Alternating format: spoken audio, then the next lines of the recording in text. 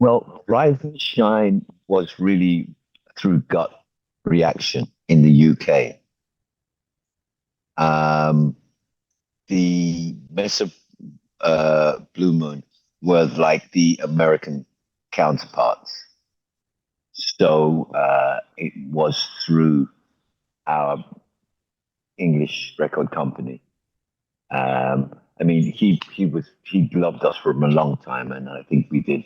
That wasn't the only album we did with him. I think we did a dub album as well. He really loved the dub album. Um, but the actual signing was through gut reaction, and we would then license to different areas or different places. So it's how you've worked your deal. The word I was looking for was different territories. So you could release in Japan on the Sony, which I think is what we did. We released in Japan on the Sony records. Um, it just kind of works out in that time better because you had someone who really wanted to work on the album and would put the work that was needed. Um, Many times, um, like for instance, back in the day, the Beatles, they were given to a company in Chicago, a black company in Chicago who shelves them, you know. This is what happens when companies just go, okay, we've got an album here, and they give it to a distributor in a different territory. And they didn't recognize what they had. It didn't happen. So yeah, it was better to be able to go for independent companies who would really put the work in. And it works sometimes, sometimes it doesn't. That's all the nature of the business. What inspired you to write Shine? I had recently met Ian Wright and our England's Olympic runner, and they had both said, "Oh, Aswad and Aswad's music had been a great inspiration to them," and that they had looked at the band and kind of, wow, yeah, I can do it. I can make it in whatever I want to make it in. Um, I had just been banned from driving for speeding. And so at that time, I lived in Bournemouth and I was traveling from Bournemouth into London by train. And it was just thinking of what they had said. And I started writing the song on this train journey. And it was just a way of replying to what they were saying. And I just wanted to say, look, just keep shining, shine like a star, because that's it. We're all stars. And if you listen to the lyrics, it says, I burn like a fire left in the rain. And it was just the thought of an athlete having to you know, really go for it. And that I thought explained that whole situation, you know, a fire in the rain, left out in the rain, that's got to struggle to keep alive, you know. So that was the whole meaning. It was just a reply to those two great, you know, athletes that had said we had helped to inspire them. And I think that's what happens. Someone will inspire someone, and then someone else will inspire someone else, and that chain keeps going. So that's the whole meaning of Shine. One last track I would like to bring up was Two Makes One. Two Makes One was actually the person who we were writing with, Joe Sang. Right, Joe Sang actually wrote that track. I should say that Shine. We were in the writing session, and I went, "Well, I got an idea," and I brought Shine to the table, and Joe Sang started to do some lyrics for it. So I just added that to the Shine story. And to answer the second question, it was Joe Sang that brought that track, Two Makes One. So it was a track that was brought by Joe Sang, a writer that worked with us on several tracks. Okay. So I don't have an actual story of the making of it. That's kind of Joe that would have to do that. All right, no problem. But just as a side note, yeah, it took the Love Me Forever rhythm and that additional bridge that was added to it really took me by surprise. Yeah, well, this is like we say, anytime we come a little way different. You know what Oh I mean? yeah. That was the vibe. That was the vibe. I think there were never direct copies, but that inspiration is in there because they're all great rhythms. And I think that's one of the things that I'm sure all the others would give thanks for, that our work saw that two of the tracks that we made are now in the Jamaican kind of rhythms, you know, the what's called now the love fire rhythms now called Promised Land rhythm, and that's played. I think every single artist in Jamaica has sung on that. Leela Ike just did it with Second Chance, and I think there'll be many more. There's been whole albums made with that rhythm, and the Warrior Charge. We see that coming up. So both of those are now, rhythms that people are inspired by, and people play over. And there was a live album that was exclusive in Japan called Live and Shine. Live and Shine. That was a celebratory album. I think that was on the 20 years. I think that was celebrating the 20 years. And we played in the Budokan in Japan. The Budokan was famous because it was where Michael Jackson played in Japan. And I believe that we had some of the lighting team. A lot of the technicians would have been involved in that Jackson situation. Um, and as special guests, we had Maxi Priest and Janet Kay, both at that time top artists in Japan. So the show was sold out in like the tickets came in and they went out. Alton Ellis was looking for someone to do the Minnie Riperton song, and it was Tony that took Janet to Alton. But Janet had been doing some harmonies with Aswad way back in the day. She sung harmonies for Aswad on stage. And while I was doing Babylon, we had just returned from Africa. And the saying was, no problem. That was the saying from Africa. And obviously, I got back and on set, we would be going, yeah, no problem. No problem, no problem. And they were doing a TV program that then took that title. And I don't know if you're aware of the No Problem TV program Yeah. that was in the UK. That's actually how it got its name. It's not really been said too often, but you got a scoop on that one. But that's how it got it, because when we came back from Africa, everybody in Africa was saying that, no problem. You have a problem? No problem. Um, and then Maxi gave his explanation of how the band had inspired him. And so it just, the whole thing worked really well. And yeah, and speaking of Maxi, that's drumming and Tony all over the Intentions album from '85. Yep. The Intentions album. Um, Cry Me a River, actually, because we rehearsed the other track that was on there that was written by us. We worked that out at my little home studio. And while they were in there, they heard a rhythm that I had, because I had an 8 track that I used to work on. So they actually heard that track. And Maxie said, please let me do a song on that. And that's how Cry Me a River came about. Now, I was a little hesitant to ask you about this album, which was Big Up. I personally feel like this was Aswad's worst album. Um, in Embellish it a bit more and tell me what you think. Well, I felt like this one tried a little too hard to be commercial, if that makes sense. Like, for instance, compared to Distant Thunder, Too Wicked, and Rise and Shine, they had that commercial side to it, but I felt like it was pulled off a lot better. It seemed more natural. With this one, I wasn't feeling it the same way compared to the previous albums. You know, I can understand what you're saying, and not that I agree with it, but I think that at that time the aim was to have a commercial album. You understand what I'm saying?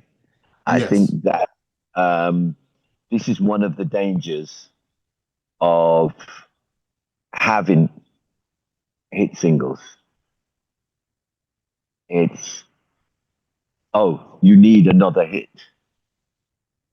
And probably to explain it, I think at that time, because we'd had the commercial success and Drummy was doing more of the commercial songs, all right, I think it would lean more to his vibe or what he was trying to get out, where the other albums were written, they had more roots in mind. It was dealing with roots. So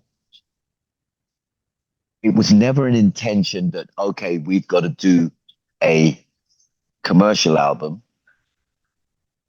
but with Drummy taking the lead, you would have more of those. I mean, just imagine you would have more love songs, just using that as an example. Or if he was singing a root song, it would be more in the commercial vein as opposed to the root setting. If I can, I'd explain it that way. I believe what you heard was more consistent with the mixing of the album that gave it more of that commercial sound. You know, I agree with you in terms of it was a more commercially directed album. We had a producer that was from the American vibe, and I think when you mixed it, it probably was mixed in that style. I think I understand what you're saying. Um, Without it being overtly intentional, I understand how it could sound that way. So, once you've done a body of work, you're not gonna go, oh, yeah, this was wrong or not. It was the offering at that time, you know, and uh, in the aftermath, you can see um, things that what, we could have mixed that harder, we could have done this, or we could have done that, but things are changing at that time, and the band were in a turbulent, situation, I think, at that time. And, it was what it was. But I do hear and do understand what you're saying. Yeah, that could be the case. It could have been the mix. I will say one song that stood out the most on Big Up was the song Without You. Ah, yeah, I love that track actually. But then it's once again, I think when it comes to myself, it's gonna have that roots within it. Right. Um, and probably you would probably say I could hear that track on Distant Thunder or Rise and Shine. Do you know what I mean? I think True. that's what you're really saying. But at that time, because what we had, remember, we had two singers, and things like Roots Rocking that I had written, didn't know at the time, Drummy would sing those. So now when we had the commercial success, you have to kind of go with that. Otherwise, it gets, you know, it's not chasing after the hit. But then, okay, people know this sound now, so let's embellish on it. And I think it was after that that Shine came and brought us back to that kind of root sound. And just to be very clear, that's not taking anything away from Drummy because I believe that Drummy was definitely one of the greatest talents to come out of the UK. One of the greatest talents. Yeah, definitely. Absolutely, definitely. That we're not taking anything away. And it's not, even when I say it, it's not to take anything away. It's just we were evolving, we were growing. I mean, how many times do we look back at styles that we wore back in the day and then we go, oh my God, no, I wouldn't wear that. So, we were growing, we were learning. Um, so, as I said, you do something, it's not, oh my gosh, that was terrible or whatever. It was a time, it was all a natural progression. We were learning. So what can you tell me about the brief Aswad reunion for the Island 50 celebration? Well, at the time of the Island 50th, I was working with Sly and Robbie. We had been doing tracks in Jamaica, and the Island 50th came up. I was asked to help to commemorate Bob Marley with the I3s, but I thought it very important that, Aswad should be obviously doing something. Now, I did contact them, and I said, "Look, well, let's do something together."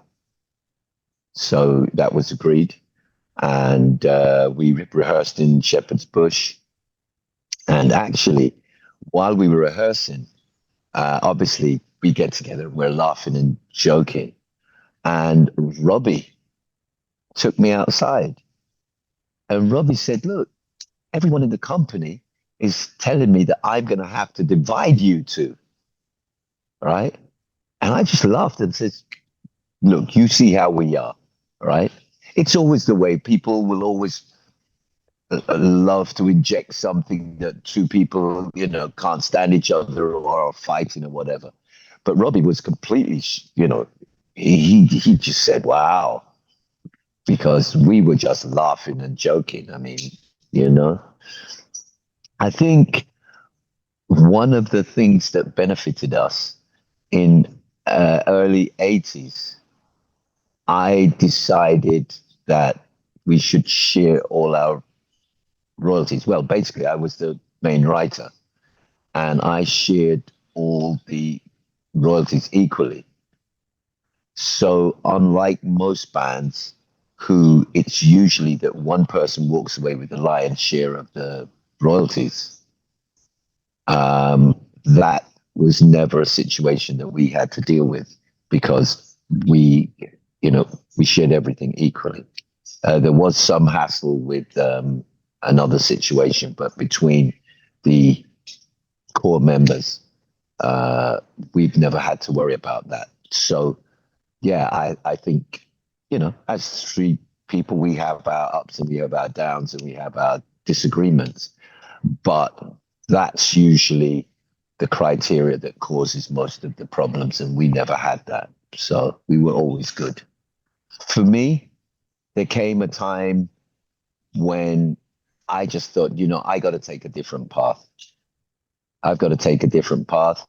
Um, it is a lot. I mean, I was the person who had the vision for the band, kind of set how we did things. And sometimes things are changing from how you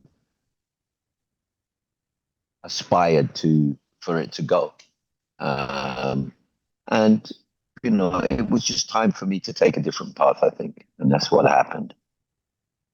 And so now moving on to your solo work and what you've been doing recently. A few years back, you released the album Urban Jungle and also a dub album called One Fine Dub. Mm. Uh, is the vocal cut going to ever be released? I don't know. I don't know. I think I got into the studio and I waited for Sly and Robbie to give the vibe instead of leading the vibe. If I without going into everything in detail, I think that's what happened on that album. When I sit back and I listen and I think,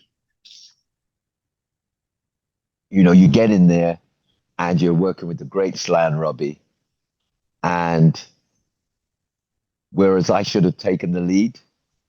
I maybe didn't take the lead in the way that I should have done. But that's just an honest answer from myself of how I felt, bless her.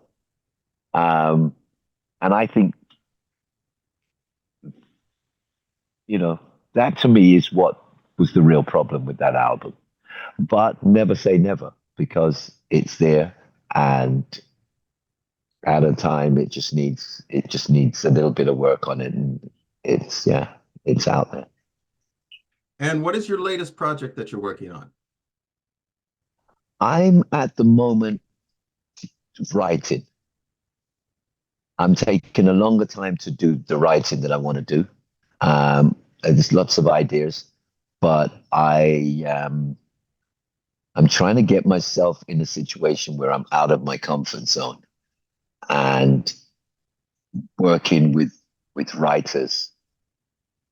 I was in the US doing some writing. I'm in Jamaica now, kind of doing some more writing. Um, it's very easy to go, okay, getting into the studio and just doing it. But the songs and the good songs are what last the test of time.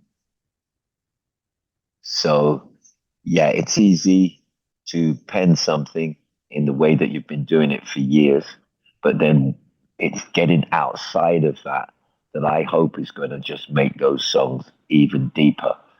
Just being able to explain the songs in a better way and to convey the emotion that I want the songs to convey.